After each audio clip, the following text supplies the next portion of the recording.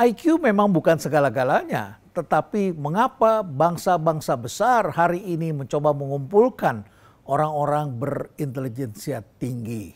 Singapura misalnya melakukan itu, Arab Saudi, kemudian juga pemerintah di Uni Emirat Arab juga melakukan itu. Mengumpulkan anak-anak pintar dari mancanegara dengan IQ di atas 150. Jumlahnya tidak banyak karena orang-orang dengan IQ yang tinggi itu menurut perkiraan hanya ada 2% di setiap negara. Jadi orang-orang ini seringkali tidak tampak, tidak kelihatan karena potensinya tidak dimunculkan. Lalu kemudian kita saksikan banyak sekali orang tua yang cemas dan bingung bagaimana cara menghandle anak-anak ini.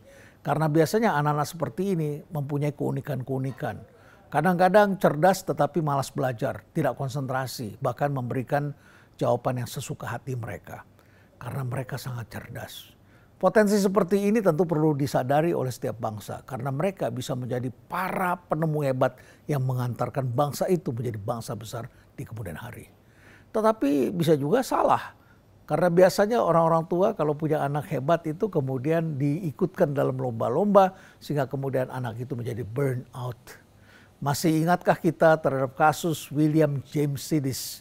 Inilah seorang yang dikabarkan mempunyai kecerdasan di atas Albert Einstein. Kecerdasannya di atas 250 kalau menurut teori IQ itu.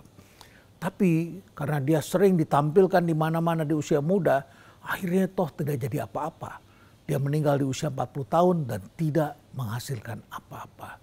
Mungkin karena kita terlalu berlebihan memberi perhatian pada mereka. Tetapi anak-anak seperti ini tentu memerlukan sekolah sendiri. Karena mereka belajar dengan cara berbeda dalam lingkungan yang berbeda.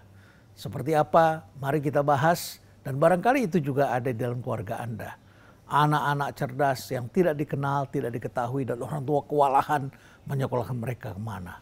Tamu saya kali ini adalah orang yang mengumpulkan anak-anak berbakat, anak-anak dengan keahlian khusus yang ternyata cukup banyak di negeri ini. Mari kita ikuti percakapan kita bersama dengan Nancy Dinar. Ya itu tadi, aku nggak punya ilmunya. It's very simple. Kalau otak marketingnya satu, saya bukan hanya memberikan pesan, tapi juga meneteskan pesan. Mempunyai anak-anak yang berbakat khusus dan IQ-nya tinggi tentu adalah sesuatu yang menyenangkan. Tetapi seringkali juga terjadi banyak keluarga bingung. Bagaimana ini anak saya? Dan kadang-kadang IQ-nya tinggi tapi kok nilainya jelek.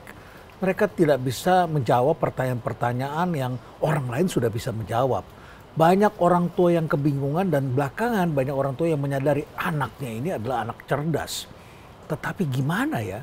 Nah, menarik sekali beberapa waktu yang lalu saya mendapat kiriman buku judulnya Gifted. Buku ini ditulis oleh seorang penulis yang namanya Nancy Dinar. Lalu kemudian saya baca dan bersama dengan istri saya yang juga seorang pendidik. Tapi istri saya ini pendidik yang spesialisnya adalah untuk anak-anak di sekolah PAUD, taman kanak-kanak. Dia mendedikasikan hidupnya untuk pendidikan di level itu. Dan itu untuk anak-anak di pinggiran, di kampung-kampung. Sehingga kemudian mereka bisa berkesempatan untuk sekolah di TK dan PAUD. Nah, setelah dibaca oleh saya dan istri saya merasa, wah ini pencerahan.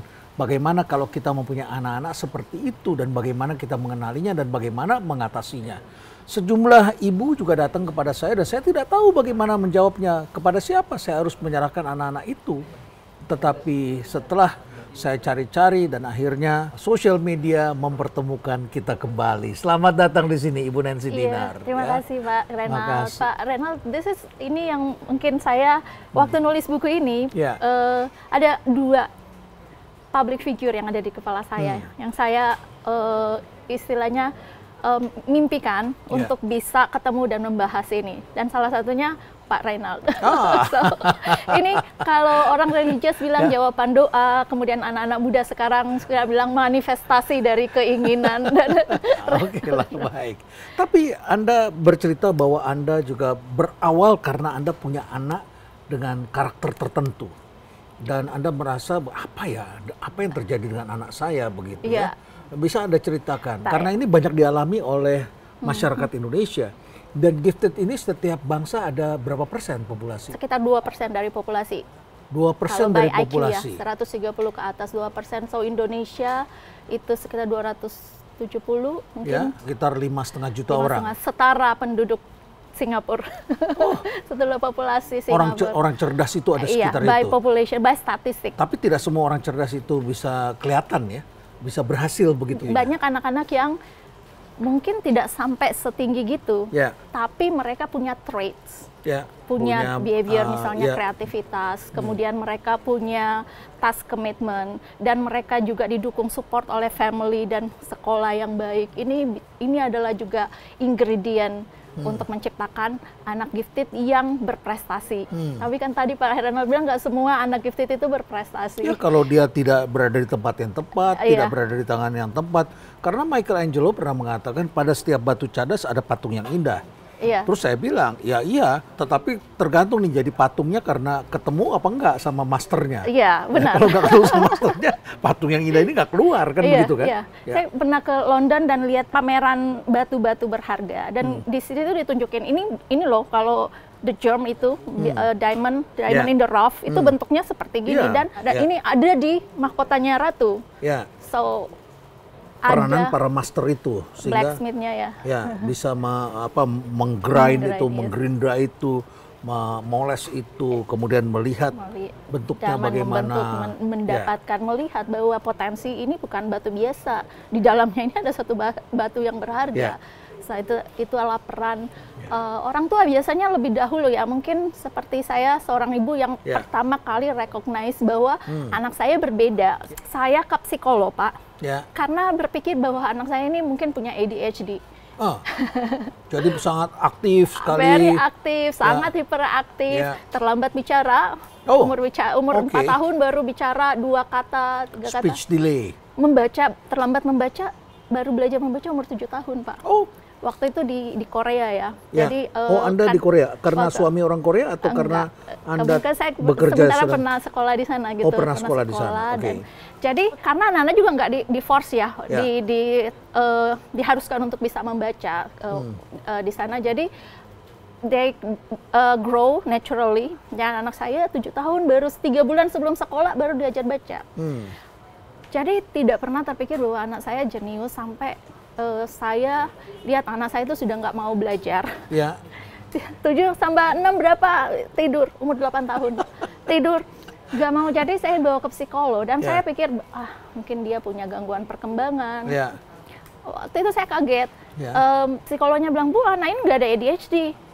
Dia ini jenius istilahnya. Kalau misalnya di sini para psikolog kalau IQ-nya sudah di atas 140. So what? Ternyata saya selama ini, saya merasa kayak miss gitu ya Pak ya. Kok nggak melihat bahwa ada potensi yang luar biasa di anak-anak saya. Karena mereka punya atypical tadi, telat bicara, kemudian tapi bedanya memang ketika anak-anak yang gifted, yang telat bicara sama yang punya gangguan bicara, ketika mereka bicara, they catch up. Ketika mereka bisa mulai bicara, mereka kencang tuh, ngomongnya jadi bawel. Sama sekali tidak ada trace bahwa mereka pernah telat sampai beberapa tahun. So, anak saya yang pertama, ketika dia bicara, sudah 3 bahasa. Baca, tulis dalam 3 bahasa. Jadi kalau begitu bisa kita katakan bagi orang tua yang anaknya speech delay jangan buru-buru memvonis dong. Jangan dulu, tapi kita butuh waktu untuk investigasi. Kita lihat dulu dan berikan situasi yang baik bagi anak itu untuk berkembang. Begitu. Apa yang Ibu lakukan sehingga mereka bisa 3 bahasa sekaligus? Karena mereka memang lahirnya di Korea, kemudian setelah early childhood umur 12 dan 9 tahun kita bawa ke Indonesia. Di rumah kita berbicara Indonesia, tapi di TV mereka nonton dulu, waktu itu masih TV ya, nontonnya Disney gitu ya. Bahasa Inggris. Mereka bahasa Inggrisnya dengan cepat mereka bisa. Dari sini di rumah dengan cepat ditangkap, yang Koreanya nggak hilang. Now kayak bahasa Inggris become their first first language, padahal mereka dilahirkan dengan di sekolah bahasa, bukan bahasa ibu, ibunya mereka. Bukan bahasa ibu. Dua-duanya begitu? Dua-duanya seperti itu. Setelah tahu gitu Pak, 2016 saya tuh mendirikan Center of Gifted and Talented karena ternyata di Indonesia itu masih merupakan suatu yang bahkan kita nggak punya konteks ya, nggak punya padanan kata ya Pak ya, gifted di Indonesia. Jadi ini suatu konsep yang baru buat bangsa Indonesia dan masih banyak pengertian-pengertian yang belum ada kesepakatan universal tentang apa sebenarnya arti gifted. Jadi 2016 Center for Gifted and Talented tujuannya untuk mengedukasi parents, counselor, kemudian guru, ya gitu-gitu ya Pak ya. Saya ngajar sambil anak-anak saya homeschool di rumah. Tahun 2017 saya ingat saya ke Surabaya pagi, pulang malam untuk ketemu dengan Ibu Evi Cahyono. Bu Evi Cahyono ini dosen di Ubaya yang mendalami soal gifted dan juga sering mengikuti event-event kami di CGTI gitu ya. Nah ketemu Bu Evi bilang begini, Bu Nancy, jangan dong bikin program-program buat gifted, buat parents saja, tapi juga harus buat program untuk anak gifted gitu, anak gifted. Dan besoknya saya pulang ke Jakarta, dan mendirikan sekolah from scratch, desain, classroom design, kemudian website. Sekitar 6 bulan, ketika beberapa dua bulan sebelum tahun ajaran baru dibuka, saya kurikulumnya apa, Bu Nancy? Kemudian teachernya gimana? Baru kelimpungan lagi saya nyari kurikulum gifted itu seperti apa, teacher dan untungnya banyak teman-teman. Tapi kalau Anda nggak lakukan nggak jadi-jadi tuh. Kalau Anda penuh perhitungan, ngitung dulu sampai lengkap, ya nggak jadi-jadi. Ada ceritanya Pak. Sering kalau nanya kayak Bu Nancy ini banget ya, maksudnya hebat mendirikan sekolah gifted. Saya bilang nggak seperti itu ceritanya. Saya cerita. Pernah nggak dengar cerita tentang satu sayembara? Raja yang ingin mencari pangeran untuk dinikahkan dengan putrinya. Kemudian dia kumpulkanlah seluruh kesatria di seluruh penjuru. Kasih syarat. Kemudian dibawa ke satu kolam. Barang siapa yang bisa menyeberang dari sini ke seberang akan dinikahkan dengan raja. Kolam itu penuh dengan buaya yang sedang lapar. Ya tentu saja langsung hening gitu. Para satria ya berkalkulasi, is it worth it? Gimana kita akan berpikir ya, overthinking.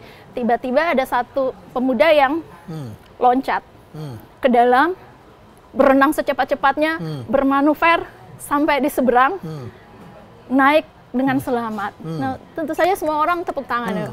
Tepuk tangan, kemudian selamat ya? dikerumunin. Tapi kenapa dia bisa dipuji, kenapa kamu berani banget? Tapi pemuda ini seperti tidak menggubris semua pujian. Dia nanya, siapa yang tadi dorong saya? Jadi masalahnya ada yang jorokin dia. Ada yang jorokin, ada yang dorong. Kalau misalnya saya memiliki background yang cukup saat itu, saya akan banyak overthinking, berkalkulasi. Sekolah nggak akan pernah jadi. Gitu. Baik, Bu Nancy di sini kopinya enak. Ya. Kita ngopi dulu ya, sambil terus kita terusin lagi bicara tentang anak gift tadi ya. Bapak tahu aja saya senang kopi. Oke, baik. Anda kopi hitam atau kopi inspirasi? Mungkin kopi inspirasi aja kopi deh Pak. Inspirasi. Oke, baik. Kopi inspirasinya 2 ya. Baik. Oke. Jadi ketika Anda mendirikan sekolah, yang datang ke tempat Anda ini basisnya harus IQ dulu atau tidak harus IQ? Kalau misalnya datang gini Pak, anak saya IQ-nya 130, 140, oke, masuk. Oh anak saya nih IQ-nya nggak setinggi begitu, tetapi dia itu orangnya curious banget, berpikirnya abstrak, kemudian task komitmen, sangat kreatif. Oh itu berarti tesnya tidak bisa menangkap potensi mereka. Kita lihat nih, kita bilang ini latent hidden talent yang mungkin dia miliki. So jadi kita menganggap bahwa kalau ada parent yang datang, anak saya gifted, most probably anaknya memang gifted. Jadi, ini kopinya sudah datang ini. Terima kasih, Pak. Anda suka yang panas atau mau tunggu dulu? Kalau saya suka yang panas, betul ya? Saya suka yang panas, panas Pak. juga ya. Baik. Baik, Bu Nancy. Anda mendirikan sekolah dan anak Anda akhirnya punya potensinya itu, dan Anda tidak frustasi lagi dong. Ya. Tetapi di lain pihak masalahnya adalah menangani anak-anak seperti ini kan tidak sederhana. Apa yang Anda pelajari? Jangan-jangan mereka tidak bisa menangkap 7 tambah 6 itu berapa karena kita yang salah dalam mengajukan pertanyaan, atau Apa yang sebenarnya terjadi setelah Anda pelajari hal seperti ini? Di sini kan ada banyak bercerita nih tentang pengalaman-pengalaman dan siapa yang melakukan dan kenapa itu bisa terjadi. Karena ada miskonsepsi bahwa karena dia pintar berarti anak ini tidak butuh bantuan. Jadi itu miskonsepsi yang salah sebenarnya. Karena kenapa? Kita umpamakan bahwa anak gifted itu kalau rumah 4 lantai gitu, Pak. Sementara yang majority 1 lantai. 1 lantai. Untuk membangun rumah 4 lantai membutuhkan pertama materialnya harus lebih banyak, waktu yang lebih lama, biaya yang lebih itu kompleksitas yang lebih kompleksitas yang lebih kompleks ya, lebih sulit untuk membangun ini. Sementara yang lain itu mungkin ketika orang lain rumah 1 lantainya sudah selesai, sudah tinggal di dalam, anak gifted ini masih membangun, masih human in the making, belum kelihatan rumah 4 lantainya. Yang lain sudah sarjana, sudah selesai, tapi karena ada penelitian nanti details mereka. Iya, karena ada penelitian yang mengatakan bahwa prominence orang-orang yang mencapai pencapaian tinggi di bidang sains, di bidang creative art, mereka menemukan diri ketika di end of university. Tidak ada korelasi antara juara di sekolah, ini menarik banget, Pak. Tidak ada korelasi antara juara menjadi juara di sekolah dengan prominence. Dan ada juga penelitian yang mengatakan bahwa mereka yang prominence, di antaranya ada penerima Nobel Prize, mereka tidak memiliki masa kanak-kanak yang terlalu bahagia. Terlalu bahagia. Ya, termasuk Alva Edison. Iya. Ya, masa kecilnya terpaksa orang tuanya harus membuat homeschooling buat anaknya ini kan, karena gurunya beranggapan bahwa anak ini adalah idiot, begitu kan? Iya. Dan yang seperti gitu ya, mungkin anak-anak gifted itu asinkronik, kemudian sensitivitas. Apa yang ada maksud asinkronik di sini? Tadi misalnya seorang anak 12 tahun, usia kronologis. Kemampuan intelektualnya setara anak 18 tahun. Ada yang bisa kita prediksi, tetapi ini adalah di luar dari prediksi kita. Anak umur 12 sudah bisa mengerjakan. IQ-nya mungkin 150, berarti itu 18 tahun kemampuan kapasitas intelektualnya. Tetapi kemampuan sosial emosionalnya masih anak-anak, ketinggalan. Masih anak-anak. Itu yang kelihatan bahwa orang gifted itu tidak pernah dewasa atau immature gitu. Immature karena sosial emosionalnya berkembang berbeda dengan rata-rata, dengan norma. Kalau kita mendefinisikan orang dewasa itu apa? Orang yang bisa menyesuaikan mannernya dia dengan norma sehingga bisa diterima. Random lah kalau anak sekarang bilang, random sekali ininya. Kalau orang gifted itu eventual maturity, jadi always jadi childlike, Pak. Walaupun sudah dewasa, they always be in awe, in wonder, curious. Bicara tentang seorang anak yang kemudian kita lihat belum tentu sukses, dan kemudian kita bisa melihat bahwa ternyata anak-anak ini mempunyai ciri-ciri khas, dan kemudian gimana cara ngajarinnya supaya mereka akhirnya bisa keluar gitu bakatnya. Kan ketika Anda bertanya pada anak Anda 7 tambah 6 dia nggak bisa jawab. Ada nggak di situ refleksi yang Anda dapatkan? Iya, jadi kayak mungkin contohnya dari sekolah kami gitu ya, the formula gitu. Awal-awalnya saya berpikir bahwa kita mendirikan sekolah gifted berarti ada kurikulum gifted, gitu-gitu. Saya nyari, tidak ada kurikulum gifted di dunia, Pak. Nggak ada? Nggak ada. Yang ada adalah metodologi, metodologi pembelajarannya yang kita harus sesuaikan. Metode misalnya seperti inquiry based, project based, kemudian mentorship, kemudian diferensiasi, akselerasi, itu adalah metodologi yang dipakai untuk mengajar anak-anak gifted ini. Jadi sebenarnya ini bukan, kalau dibilang apakah metodologi itu khusus buat anak gifted, enggak. Itu metodologi yang bisa dipakai untuk semua strata intelektual. Tetapi itu menguntungkan anak-anak gifted. Jadi kesimpulannya, gifted education itu sebenarnya good teaching. When we do the good teaching, itu akan menguntungkan anak-anak gifted. Jadi kurikulum itu cuma satu komponen, Pak, untuk menciptakan anak gifted yang berprestasi. Jadi di sekolah kami ada satu mata pelajaran atau satu yang kita bilang passion project. Yeah. Passion project ini programnya 5 minggu. Anak-anak ini mencari topik yang mereka ingin dalamin. Kemudian mereka mengadakan research, mereka investigasi, dan at the end of the 5th week mereka mempresentasikan showcase ini di depan panel orang tua dan guru. Dan teman-teman mereka. Seperti kita ujian skripsi. Apa hasilnya bedanya dengan anak biasa? Kan sekarang juga ada beberapa sekolah swasta yang mengajarkan metode belajarnya project kan, bukan lecture, bukan di kelas guru menerangkan sesuatu, kemudian murid mengikuti atau murid kemudian belajar begitu ya, membuat formula atau apa segala macam gitu ya. Tetapi mereka disuruh buat project begitu ya.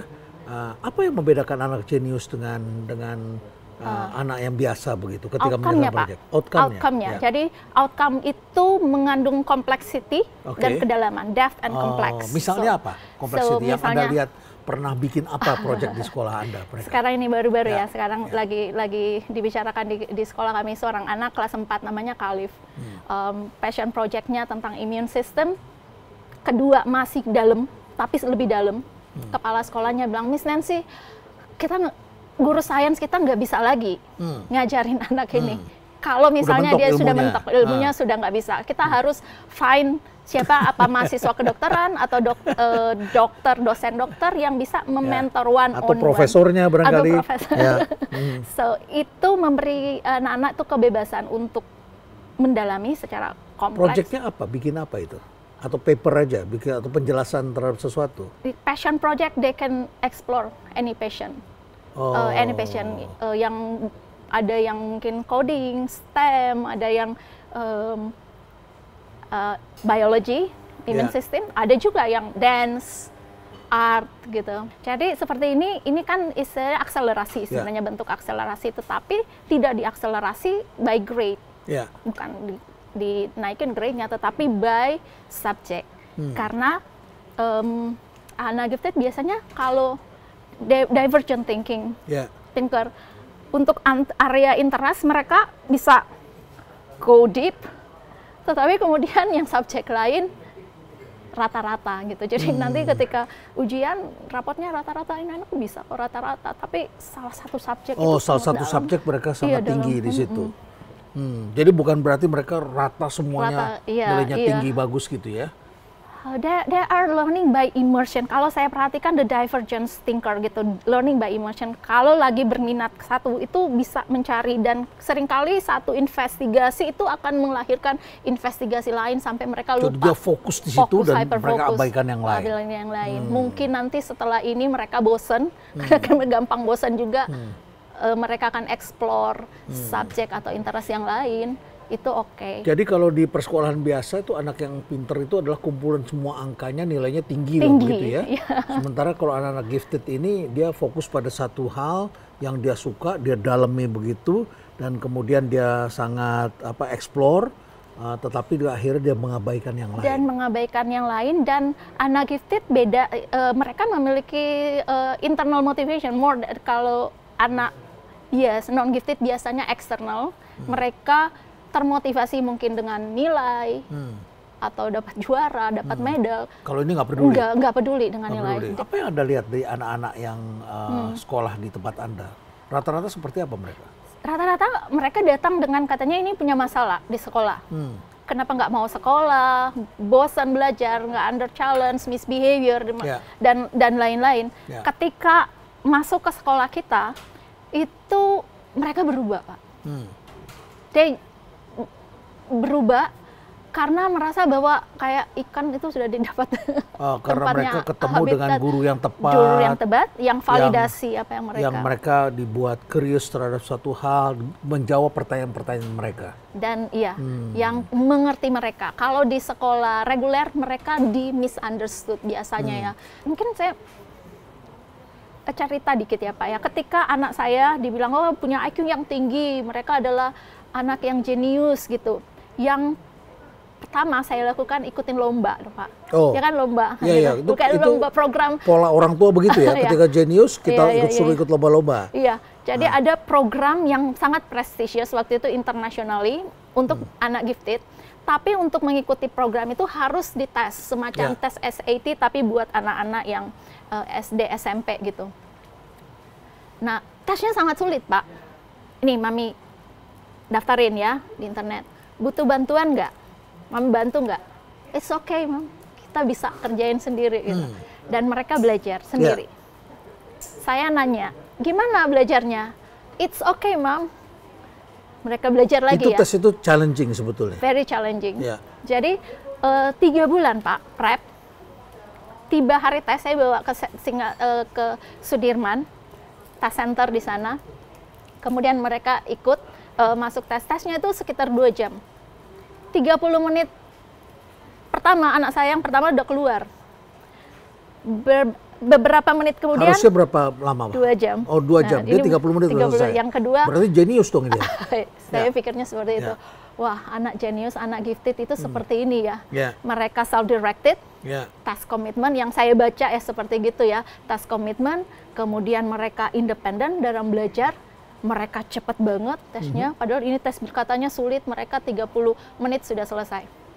Ya, saya tanya gimana tesnya? It's okay, Mom, gitu. It's okay. 2 minggu kemudian, Pak, saya terima hasilnya. Saya buka, saya kaget lihat hasilnya. Di bawah passing grade, nggak lulus. Oh, nggak lulus. It's okay, tapi nggak lulus. Jadi saya panggil, anak-anak sini, tolong explain ke Mami, kenapa nilai kalian serendah ini? Ya, ini tiger parenting. Tiger masih gitu ya, masih pengen gitu ya. Terus anak saya jawab, oh itu karena tesnya sulit banget, Mam. Kalau sulit, kenapa kalian bilang it's okay, it's okay? Oh, it's okay maksudnya walaupun tesnya sulit, tapi kami nggak stres, Mam. Jadi sulit tapi nggak bikin kami stres. Jadi apa ininya penjelasannya? Saya mau ketawa, mau apa, dan ya oke lah mungkin satu tes ini, lomba ini nggak berhasil, tapi coba beberapa lomba lagi saya coba, dan they always successfully failed. Lomba atau tes atau apapun successfully failed. Nah, sampai saya berhenti dan saya pikir successfully failed. Artinya gagal total. Gagal total. Tapi saya berhenti karena itu will affect saya pikir itu akan affect their self confidence, kemudian passion for learning. Saya masih mau mereka bilang it's okay karena itu sulit, tapi kami nggak stres. Saya mau tetap itu terbawa sampai dewasa, bahwa mereka bisa menghadapi apa aja, nggak stres walaupun itu sulit. Tapi banyak studi yang menemukan bahwa anak-anak gifted itu rata-rata depresi. Banyak yang depresi begitu Pak. Ya, banyak lah ya. Especially existential depression ya Pak. Apa itu existential depression? Existential trying to find meaning. Apa sih yang meaning apa yang saya lakukan? Kenapa saya harus sekolah? Itu pertanyaan paling banyak tuh anak gifted. Kenapa saya harus sekolah? Kenapa saya harus belajar ini? Kenapa saya sukanya math? Kenapa saya harus belajar bahasa? Kenapa saya harus belajar bahasa Indonesia misalnya gitu ya. Banyak anak gifted sekarang they master English Pak. Walaupun orang tuanya nggak bisa bahasa Inggris, ke sekolahnya sekolah nasional plus atau, tapi mereka lancar dalam bahasa Inggris. Trying to always find meaning, itu kan tiring ya Pak ya.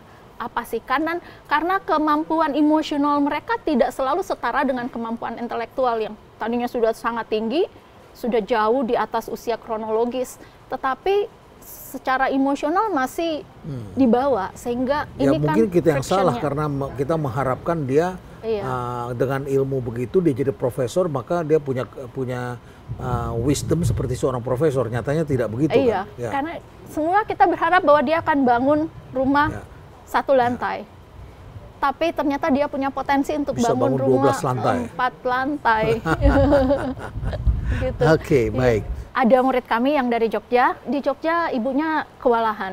Anak ini istilahnya selalu pengen belajar. Pengen belajar yang mana kalau di sekolah lain udah nggak mau karena kemampuannya bahkan sudah di atas gurunya. Ya. Usianya berapa waktu pindah dari sana? 9 tahun. 9 tahun pindah ke kita. Ibunya juga exhausted, Pak. Karena nggak mau berhenti anak ini beraktivitas sepanjang hari, sangat melelahkan. By energi itu mau ngerjain ini, ngerjain itu. Sebenarnya mereka butuh challenge banget. Jadi mengikuti berbagai lomba, ibunya untuk channel energinya ini. Karena kalau tinggal di rumah, nanti rumahnya dibongkar apa semua ya, pengen melakukan aktivitas-aktivitas yang bikin capek. Artinya banyak barang jadi rusak di tangan anak itu. Ya. Dan ibunya juga harus mendampingi dia untuk mengerjakan sesuatu. Udah pengen bikin misalnya project yang istilahnya high risk, misalnya berhubungan dengan electricity atau yang lain kan harus didampingi. Jadi seringkali orang tua juga kelelahan. Saya lihat ketika anak-anak ini ketemu, mereka ketemu like-minded peers. Itu seperti kayak petinju ketemu sparring partner yang benar gitu, Pak. Jadi potensinya yang sebenarnya itu keluar.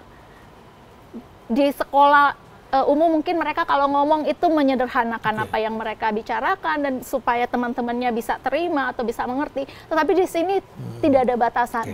Dan banyak orang tua merasa begini, saya nggak nyangka anak saya itu sepintar itu.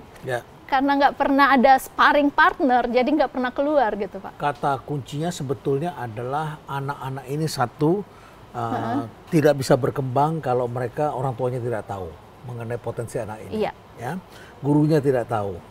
Berada di tangan master yang salah atau kurang tepat gitu ya.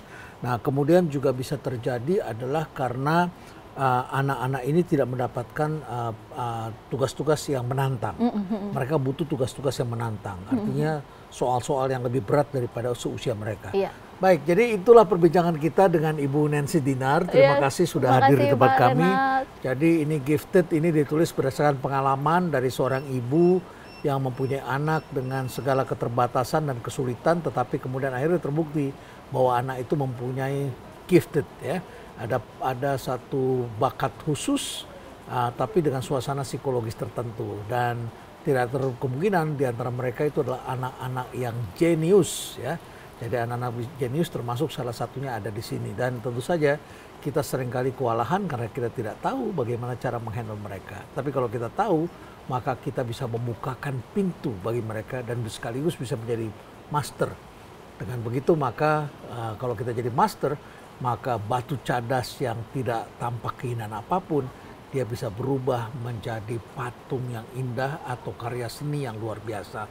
Apapun juga, tetapi itu adalah anak-anak yang spesial.